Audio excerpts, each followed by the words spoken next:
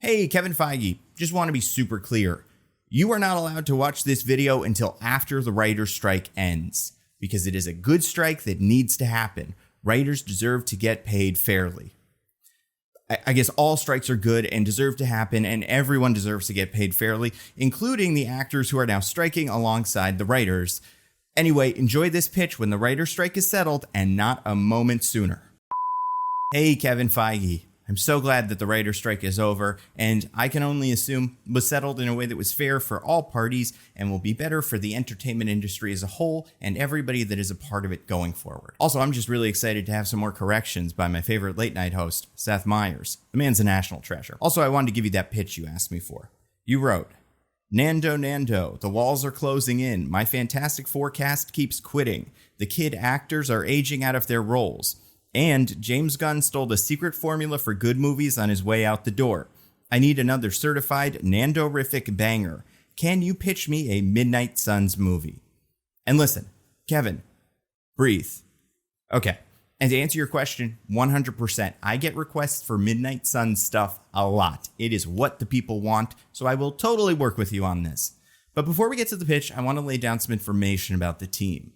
You know, it's funny. For all the times I hear this team suggested, you'd think they'd be a comics mainstay like the Avengers or Defenders or one of those other teams made of superheroes from other existing books. And yet, the Midnight Suns have only really been around since the 90s and have only showed up a handful of times since. Make no mistake, the pitch for the Midnight Suns, a team of Marvel's horror-adjacent characters, has existed many times previously, most notably the Howling Commandos, but also the Legion of Monsters and Night Shift all came into being before the Midnight Suns was founded. But maybe because of the timing, or the characters on each team, or maybe just because the names aren't as cool, none have left as much of a mark as the Midnight Suns. Originally, the team was an effort to connect some of the ongoing horror books that Marvel was running in the 90s. There was Ghost Rider and Blaze, a team-up book between the current Ghost Rider, Danny Ketch, the Guy Gardner of Ghost Riders, and the depowered former Ghost Rider, Johnny Blaze. There was Night Stalkers, a team of vampire hunters consisting of Blade, Frank Drake, and Hannibal King. There was The Dark Hold, a comic about a bunch of occult heroes protecting Marvel's evil book. And then, of course, you have the solo comic, Morbius, the Living Vampire. These books all tied together in the crossover event Midnight Suns, where the heroes joined forces to fight Lilith, the Demon Mother. The series ran for a little over a year, with the Midnight Suns taking down Lilith's many children, as well as the Ghost Rider villain Zarathos. But as the books waned in popularity, they were cancelled and the event ended, and that was that. The team was reassembled by Morbius during Marvel Zombies 4. He brought in a couple of new anti-heroes like Damian Hellstorm, a witch named Jennifer Kale, Jack Russell the Werewolf by Night, and Ted Sallis the Man-Thing. In 2018, Doctor Strange accidentally created Hell on Earth in Las Vegas, so I guess double Hell on Earth. And after Strange and a bunch of Avengers were mind-controlled by Mephisto, Wong and Bats assembled a team that definitely resembles but was legally distinct from the Midnight Suns. It consisted of Blade, Monster Hunter Elsa Bloodstone,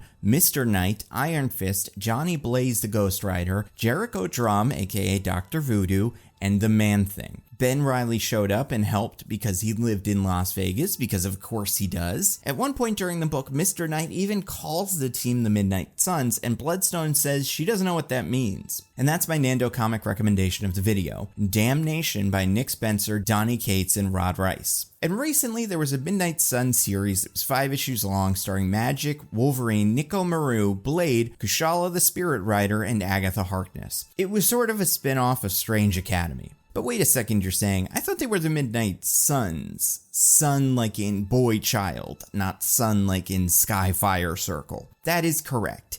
It used to be Sun with an O, but it was recently changed to Sun with a U. Why? Well, I don't know this for a fact, but I bet it had something to do with how this team had twice as many women on it as men. If Blade called in sick, there would literally only be one Sun on the team that day, so the name doesn't work. It's like that awful line from Dark Phoenix, except this time it works because it's a homonym that gels with the original mission statement of the team. They are the light in the darkness, the sun in the midnight.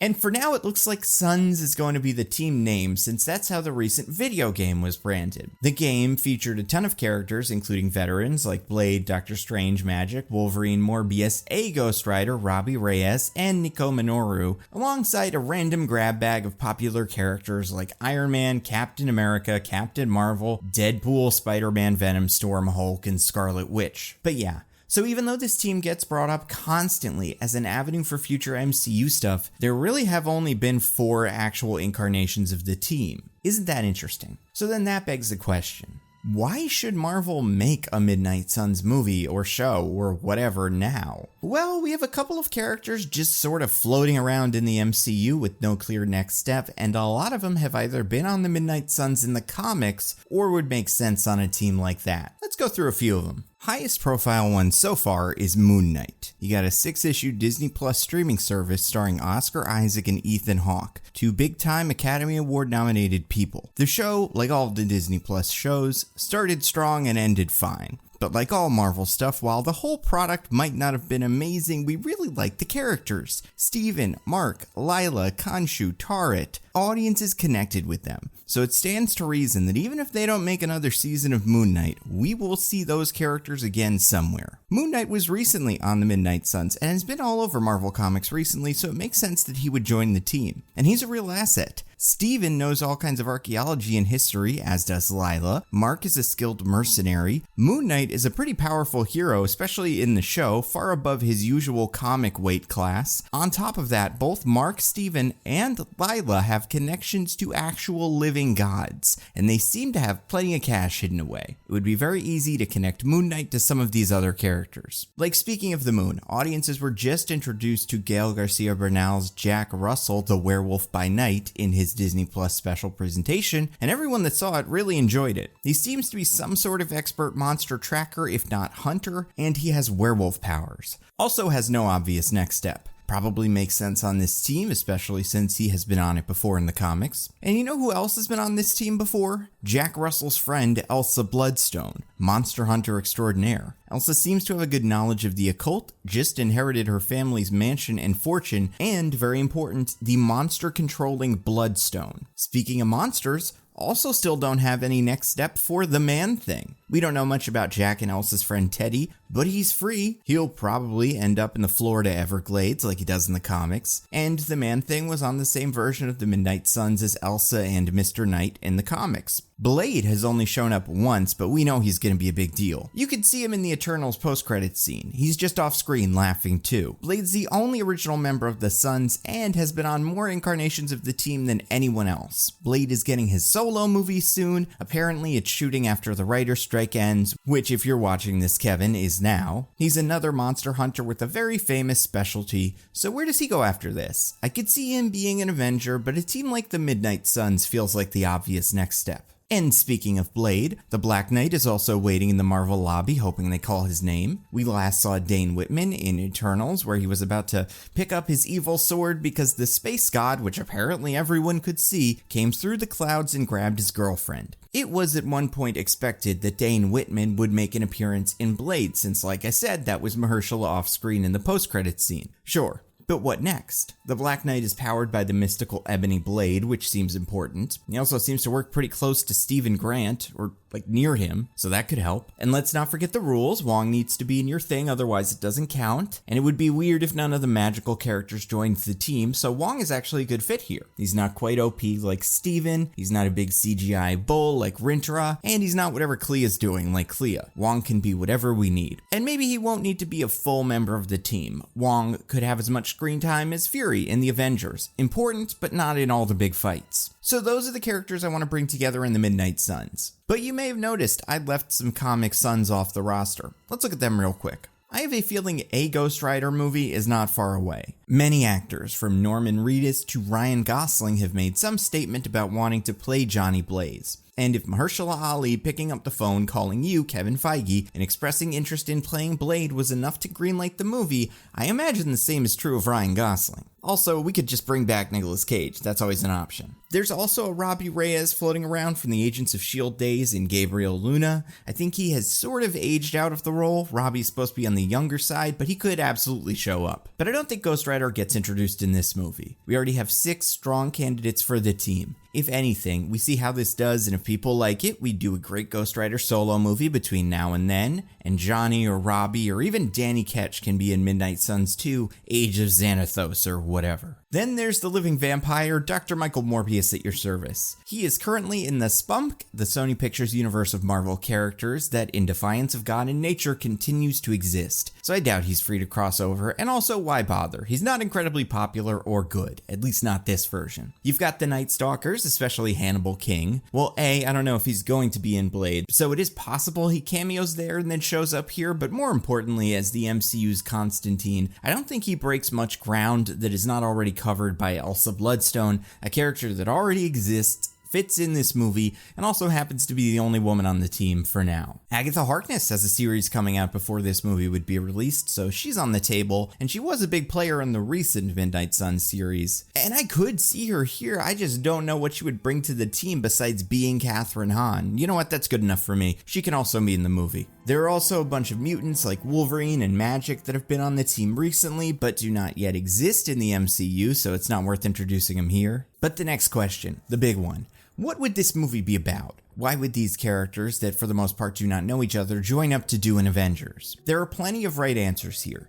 The easiest is Dracula, since Blade, the vampire expert, can be sort of an odd man out if the team is not fighting vampires, and Dracula or one of his kids feels like the Loki or Ultron of Midnight Suns. The problem is there were rumors that the Blade movie would feature Dracula, and this is the MCU, so I could totally see Blade killing Dracula in his first movie. So I'm going to stay away from Dracula here since he might not be in play. Then there's Lilith, the mother of demons. She was the original Midnight Suns villain and could work here. My only real issue is none of these guys have any meaningful relationship with demons as of yet. Maybe Bloodstone has fought one before, but Moon Knight deals specifically with Egyptian stuff, and Jack Russell and the Man-Thing seem to focus mainly on monsters. You could throw demons into the mix or say that someone's fought demons before, but it's a weak connection. And then Blade and Black Knight probably deal mostly with vampires. Our only demon expert is Wong, but I don't want to focus on him here, so I'm gonna say Lilith could also be saved for a future thing. And introducing her naturally could be super easy. Just have one of these guys fight a demon in their solo thing that turns out to be Lilith's kid, and in the following Midnight Suns adventure, she wants revenge. The question we should be asking is, what does tie our Midnight Suns together?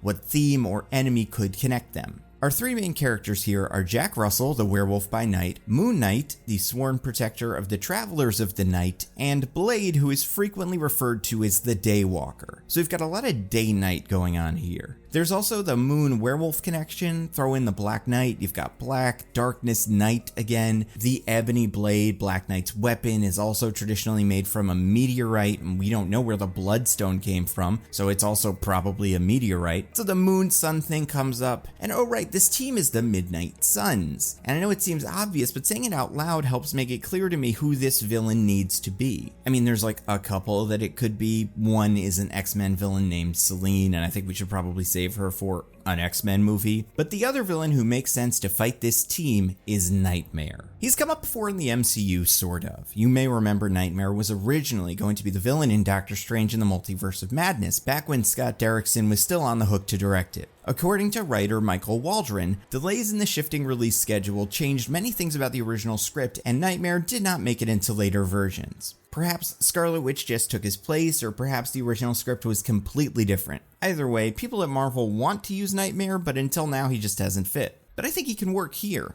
He's sort of like Evil Dream from Sandman. Nightmare rules over the nightmare world of Marvel's dream dimension. He feeds on people's fears through their dreams. The more fear he consumes through psychic energy, the more powerful he becomes. And like all the rest of these guys, he wants to take over reality. Sometimes it's because he just wants to, sometimes it's because he wants to show the other Fear Lords, like Shang-Chi's Dweller in Darkness, that he is the most powerful and cool Fear Lord. Either way, Nightmare's endgame involves everyone in a state of eternal sleep where he is able to take them into his nightmare section of the dream dimension permanently and use them as psychic fear batteries to take over reality. Looks-wise, Nightmare has what I would call a Bowie-esque figure. He's pale and slender, wears a green bodysuit, has messy black hair, and sometimes a big evil smile. Casting-wise, you've got a lot of options here, including gender-swapping Nightmare. Only trouble is when you say all that stuff I just said out loud.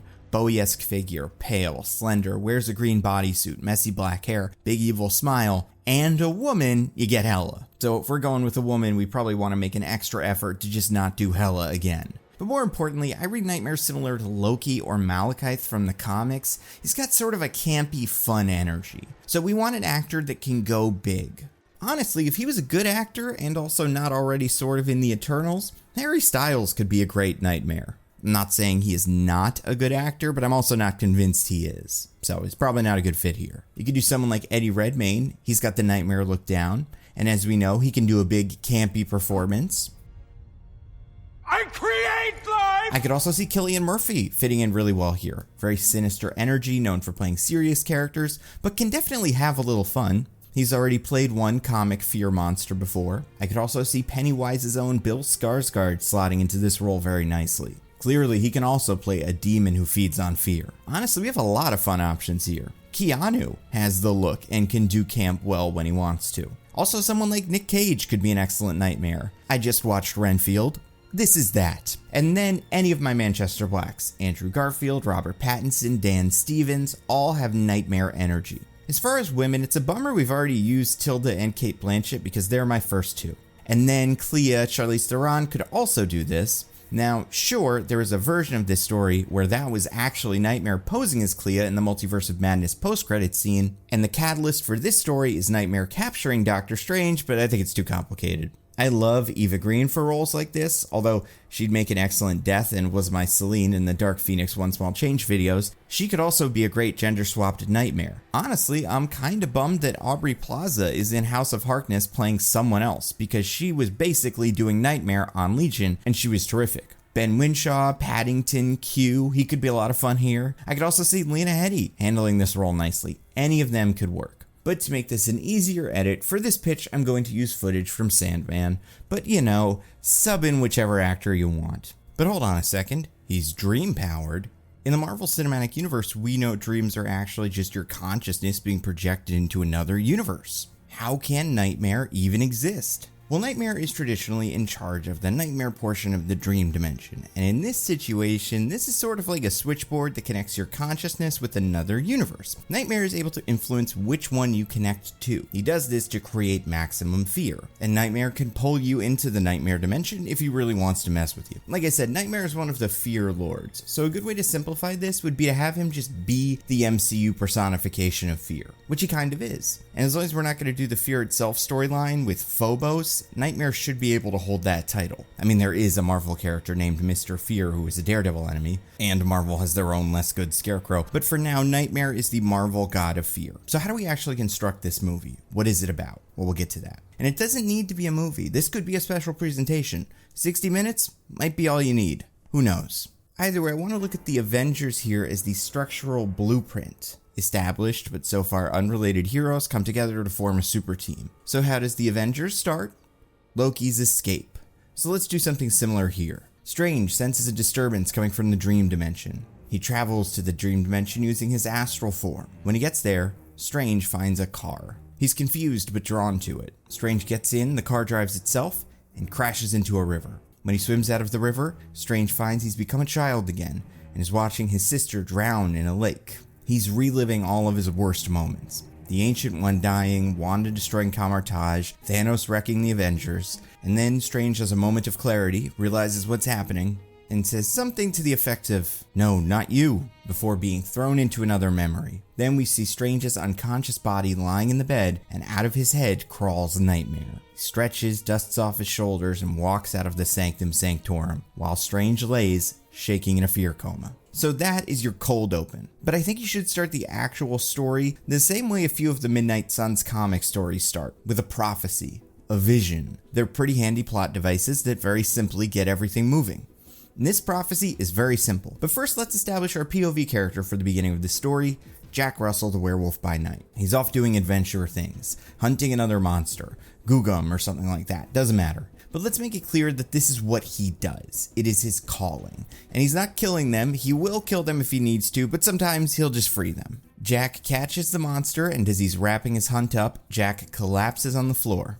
He's having a vision. We see a war on Earth being fought between heroes and monsters. All of our familiar heroes, Captain Falcon, Hulk, Hawkeye, Doctor Strange, are dead. And we can see someone, although it's not clear who, commanding this monster army, holding what is clearly the Ebony Blade. So Jack Russell immediately calls Elsa Bloodstone. She saw the vision too. Jack travels to Bloodstone Manor and the two talk. Elsa recognizes the sword as the Ebony Blade, so the two decide to track it down so they can get the sword and stop whatever's happening. Elsa asks if Jack can bring Ted, but they just went through a lot of trouble to smuggle him to the Everglades, so they can't just get him back now. Jack and Elsa do a little Googling, and they learn that the Ebony Blade was last seen in an exhibit at the British Museum. So they go to the museum, they case the place, they cannot find the sword, and come to the conclusion that it must be in storage. So they're gonna sneak into the museum later that night and steal the sword. They get there and everything's going according to plan until Jack is able to pick up on the scent of someone else in the museum. He's not in werewolf mode yet either. That's just something Jack can do all the time, I decided. And as Jack and Elsa make their way into the storage area, they are confronted by a hooded figure. This must be the guy from the vision, they think. So the two of them fight this guy, and it is revealed that the hooded figure is actually Moon Knight. Turns out Mark got the same vision and decided to stake out the museum to see who was coming for the sword. And here we get a staple of the superhero team-up thing. The heroes fighting each other because of a misunderstanding. It's just how these go. Helps to create some early tension and figure out how strong they all are relative to one another. And this fight would be good because Mark has a bunch of powers as Moon Knight, but Elsa is a skilled monster hunter and Jack is also there. Jack suggests that Elsa can use the Bloodstone to turn him into a werewolf, but she does not want to risk it. So the two of them fight Moon Knight. One other thing that can be fun during the fight, characters are bumping into shelves and knocking over artifacts, and every time one falls off a shelf, Steven takes over control and Moon Knight becomes Mr. Knight, who catches the artifact, puts it down safely, and gives control back to Mark. And this confuses Jack and Elsa, but they keep fighting until they're interrupted by a portal. Wong steps through, separates the heroes, tells them they're on the same side. Wong explains that he also saw the vision and knows who all of them are. Wong explains that this vision about the Ebony Blade will come to pass in 48 hours, so they need to find the sword immediately. And Wong knows it is not here. He can sense that the evil of the blade is not anywhere near the museum. And he wonders if the sword is still in the hands of the Whitman family. And Mr. Knight says, Whitman? Like Dane Whitman? Wong says, you know him? Mr. Knight, oh, Dane? Yeah, he's a real nice guy. On my pub quiz team. Why? Does he have the Ebony Blade? Perhaps. We must go now to his home and speak with him before it's too late. He isn't home. Dane went on holiday this weekend with a friend. What friend? Well, I only met him once. He was an interesting guy. Serious, quiet, wore his sunglasses in the pub, had a name like Slice or Bang or Blade? Blade, that's it. Who's Blade?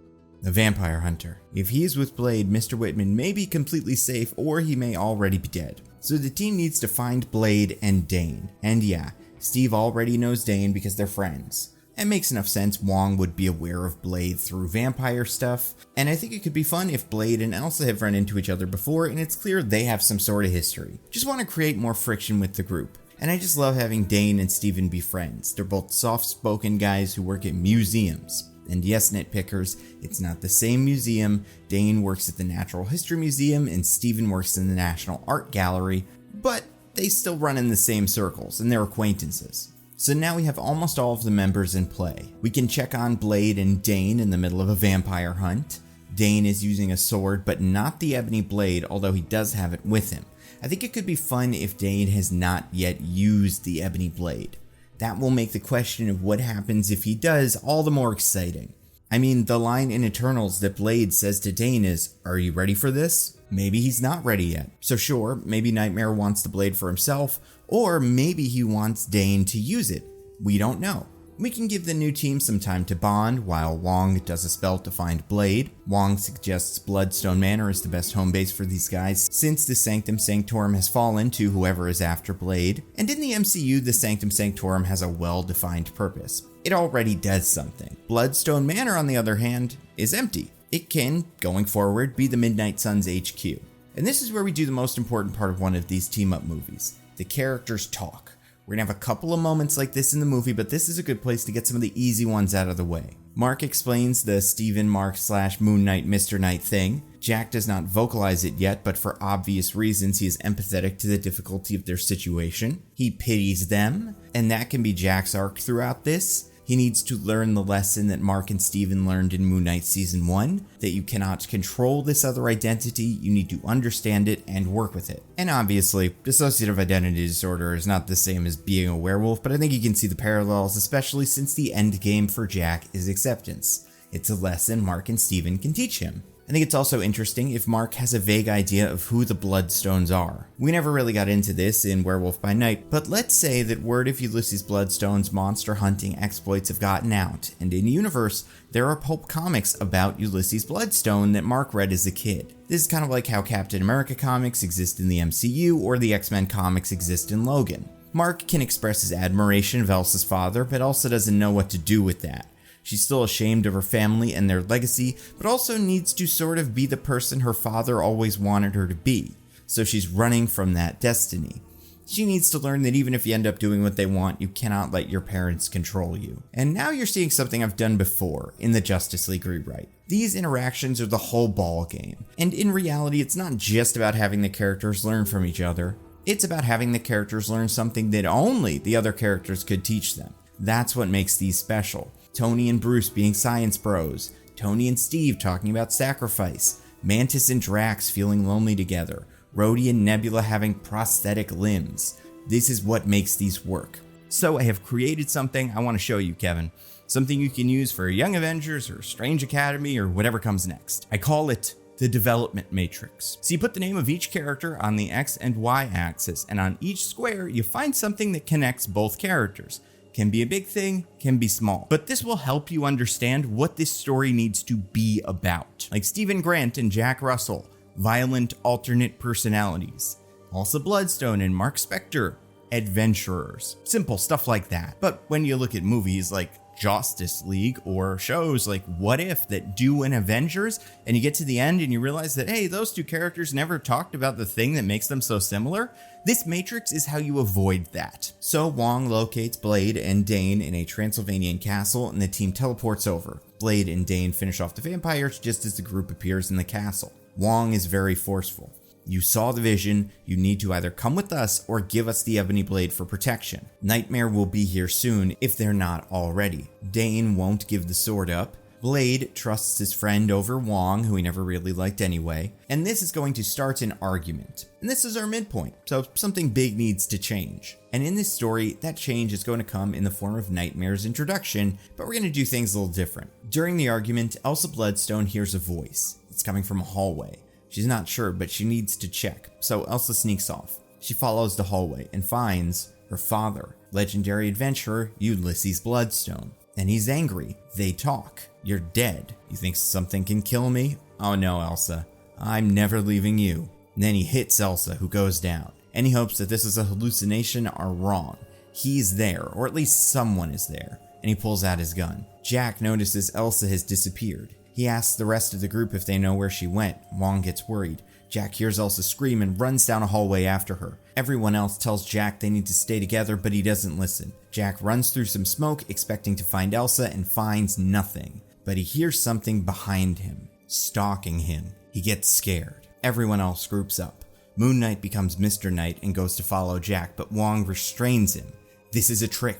Someone is here. But Mr. Knight hears Jack scream in pain. He breaks through the restraint and runs down the hall. Then Wong tells Dane that Dane needs to give him the Ebony Blade now, before it's too late. Mr. Knight runs past some smoke and finds an Egyptian goddess wearing a cat mask. Mr. Knight identifies her as Mutt, the mother. She takes off her mask to reveal that she's Mark's mother, and starts wailing on Mr. Knight with magic energy. Back in another hallway, Jack is being stalked by something. He can't see it through the smoke, but he can hear its breathing. It lunges at Jack, but at the last minute, Jack ducks out of the way and the figure lands in the light. It is a humanoid wolf, but wilder than Jack ever was. Jack pulls out a knife and gets ready to fight the wolf. Wong continues to demand Dane turn over the ebony blade, but Blade doesn't think it's a good idea either. He tells Dane that whoever wants the blade cannot get it if Dane does not give it to anyone. Dane agrees, but then a vampire jumps out of a doorway and pulls Blade down a hall. This probably works best if it's whoever Blade fought in his solo movie, so he recognized that guy as a threat. He taunts Blade. "You thought you could kill me? You, not even a real vampire. Or a human for that matter. You're not really anything." Blade and the vampire fight. Ulysses Bloodstone gets Elsa on the ropes. The wolf has Jack cornered. Mutt is doing all kinds of weird purple energy nonsense to incapacitate Mr. Knight. And Wong tells Dane, "We can defeat them, but I need your help." Dane tries his best to hold out, but he hears the screams of the heroes, and he cannot wait any longer. He does a magic spell and pulls the ebony blade out of a pocket dimension. Dane begins to armor up, but Wong grabs Dane's wrist. But Dane notices Wong's hand is different, bonier, with black nails. He looks up and sees Wong turning into Nightmare. So this is your midpoint reversal. Wong was actually Nightmare, using these guys to get to the ebony blade. He grabs it from Dane, stabs Dane, and disappears. All of the enemies turn back into smoke. Dane collapses onto the floor, everyone rushes over to him, and he explains what happened. Wong was the enemy. He did all this so he could get the blade. Elsa takes the bloodstone and gives it to Dane to keep him alive until they can figure out a way to heal him. The rest of Act 2 is the team regrouping. They can be aided by Agatha Harkness and Man-Thing. Agatha senses a disturbance in the Force when Nightmare gets the blade. She reaches out to Man-Thing, they're friends, let's say, so she can help rally the team, and Man-Thing can heal Dane. And this is where the team really comes together. Agatha helps them understand the big idea of the movie, because up until now, none of them believed anything like this could work. They could not be heroes like the Avengers. They are monsters. They deserve to be alone. As a concept for the movie, it makes sense. The first Avengers movie was about proving that an Avengers could work. Fury believed in the idea of a team of heroes when no one else would. And even though they were all good guys who wanted roughly the same thing, getting that to work was tough. The Avengers could barely make it work. And these guys aren't Captain America. They're a werewolf, a mummy, a swamp thing, a vampire, a monster hunter, and a Black Knight. What hope do these guys have? And Agatha Harkness and her chaos magic can help the team understand that they cannot beat Nightmare by denying these parts of themselves. The darkness, Jack's wolf, Elsa's family, Moon Knight's instability, Blade's body count, and Dane's anger. They need to embrace the chaos within themselves to defeat Nightmare. No one's perfect. Even the Avengers had darkness in their past. And once they accept themselves for who they are, then they need to accept one another. You end the movie with a big fight in the dream dimension. Agatha gets them to Nightmare. Nightmare summons the demons again. The trick with these fights is you always have the heroes switch guys, take on someone else's demons. And metaphorically, this is the team relying on one another for support. Moon Knight takes Ulysses Bloodstone since he's a fan who knows all his tricks. Elsa takes the vampire to prove they're not that tough to kill. Blade takes the Wolfman to prove he's not a one-trick pony. And Werewolf by Night lets Man-Thing fight Mutt while he and Dane take on Nightmare. Some fun things we can do here. I'd love to have Steven have the idea to ask Khonshu to use moon magic to juice up Jack Russell. Pull the moon closer, like in Bruce Almighty, and that doubles his strength. Moon Knight's first appearance came in a Werewolf by Night comic after all. The two can be somewhat connected. And yes, I know they're tides, it would mess up the Earth, but Khonshu uses magic so it doesn't. I think the Blade-Bloodstone relationship needs to work like Gimli and Legolas in Return of the King, where at one point they're fighting monsters together and keeping track of who's getting the most kills. Also earlier, when Nightmare is disguised as Wong, it could be fun if all his glowy circles and portals rotate counterclockwise instead of the usual clockwise. So if you're familiar with these characters, you might notice something's up. And then they beat Nightmare by tricking him into making Dane's fear demon. Nightmare does not know what Dane's afraid of, and his curiosity gets the better of him. So when Dane's fear demon takes over, it does not create another enemy, it takes the ebony blade from Nightmare and gives it to Dane. Because Dane's greatest fear is himself wielding the ebony blade and becoming the Black Knight, but like I said, we're embracing the chaos and trusting each other. So Dane uses that to his advantage, becomes the Black Knight, Hurt's nightmare, which frees Wong and Strange from their nightmares, and they immediately teleport over and use a spell to contain Nightmare. And that's the end of the movie. The team gets a magic spell from Agatha that can alert them in the event of more world-ending danger, and then the whole thing should probably end with a Ghost Rider tease or something, since he'll probably get a show or movie soon. What do you do in a sequel? I think the Damnation story works really well, especially since it seems like Mephisto's going to be a big player moving forward. Have him take over some area and the Midnight Suns need to go in, Army of the Dead style, and kill him. Maybe it can even be Las Vegas. And that's the pitch. The Midnight Suns could be the next Avengers if handled well. They're popular characters played by actors everyone loves. And when it's all over, and only when it's all over, do we Photoshop them into a picture together. Speaking of things that are too good, I want to talk about this video's sponsor, Trade Coffee.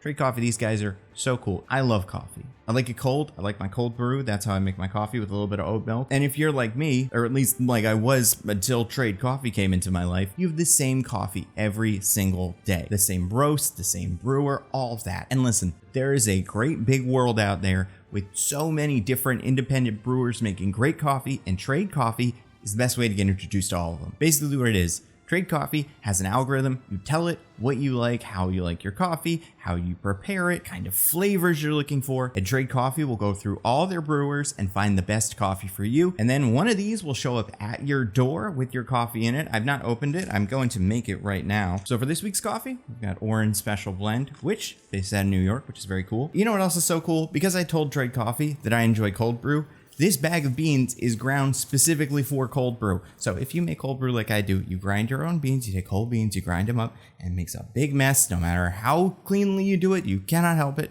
So this is gonna make that process a lot easier. I'm very excited about that part. I'm gonna put this in the cold brew maker tonight, and I will see you in 12 to 13 hours, and we will drink it, and we will see if it's good. I have a feeling it's gonna be good, but we're gonna find out together.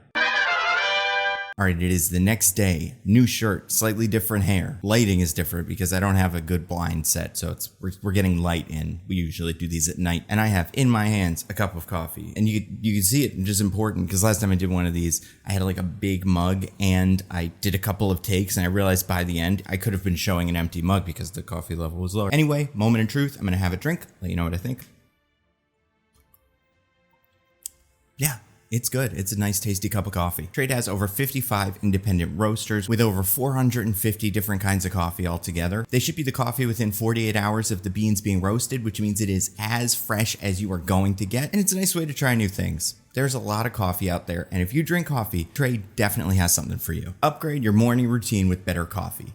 And right now, Trade is offering our viewers a free bag of coffee with any subscription at drinktrade.com/Nando. That's drinktrade.com/Nando for a free bag of coffee with any subscription purchase. What do you guys think? I like this mug. I think this mug is cute because it's not like a mug with Jaws on it. It's a mug that would exist in the universe of Jaws. So you would go to Amity and bring this back. And I don't know. I think that kind of merchandise is more fun. So that is drinktrade.com/Nando. As always, huge thanks to all the patrons, everybody that listens to Mostly Nitpicking, everybody that's on the Discord, everybody that watches these videos early and ad-free on Nebula, and everybody who follows me on Twitter and Blue Sky and all that stuff. I'm Nando V Movies on all those platforms. That's all I got. Stay safe. I'll see you next time.